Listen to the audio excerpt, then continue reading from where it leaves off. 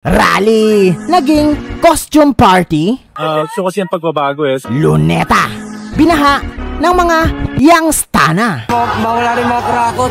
Shotgun sa bibig na parang Kurt Cobain. Yo, what's up? Ako nga pala si Cyberflex. Quick update muna tayo tungkol sa nagaganap ngayon na pakikibaka kontra korupsyon na ginaganap ngayon sa Luneta Park. Pero dahil hip-hop channel tayo, dako muna tayo sa mga rappers na sumuporta dito sa nagaganap na rally.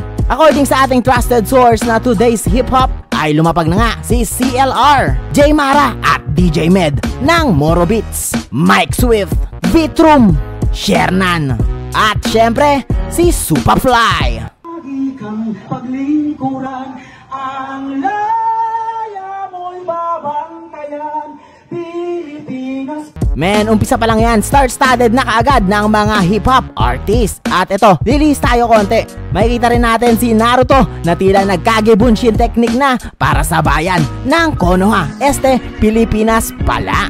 At naariyan din si Batman at kapansin-pansin din syempre ang pirate flag na sikat na anime na One Piece. At iba pang mga pakulo para ipakita ang nais nilang sabihin sa pamamagitan ng costume at art. Also, nariyan din ang ilang mga sikat na personalidad upang ipakita ang lakas pag nagsama-sama na ang boses ng sambayanang Pilipino. Ako nga pala si Cyberflex para sa paunang update sa nagaganap ngayon na rally. Munting paalala, mag-ingat at naway gawing payapa ang ginagawang pakikibaka.